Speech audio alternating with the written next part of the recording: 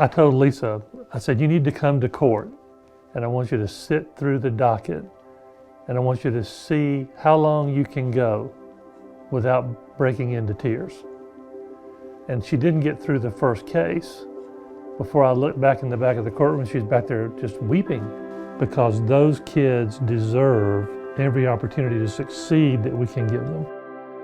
So Muskogee County, we have usually around 500 children in foster care at any given time. And with Clement Care, we really do believe that the church is the answer to this crisis. We always say that if there was one foster family in each church that stepped up to foster, and then that church surrounded that family, we can eliminate that crisis. When we started to put this vision together, it was just so overwhelming. It started to become apparent that this was a much bigger elephant than we even realized. And one of the biggest opportunities for us was the training piece.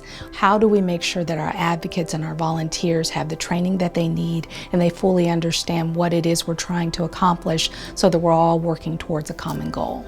And that's where Clement Care came in and they helped us with that. They have just provided great counsel. They provided great resources and tools and kind of walk through step by step. Okay, this is what you should be doing. This is how this should look. Here's some resources. Oh, do you need a bed? Okay, well, we can provide that for your family. Well, for us, it looks like we help out in any way we can, mentoring the young children. We just end up building a relationship with the parent and the kids. You know, they love us, we love them. Knowing we're not alone, especially in the foster care journey, has made it possible to continue fostering.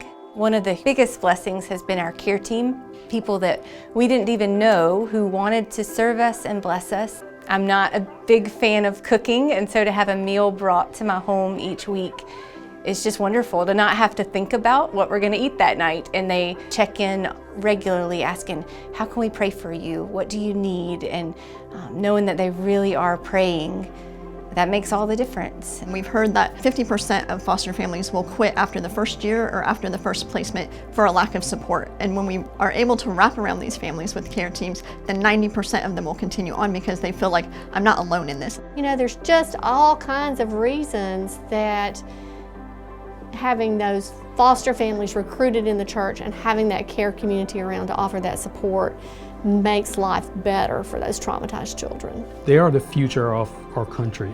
They're the future leaders. They're the future doctors, lawyers, future presidents. So we have teachers.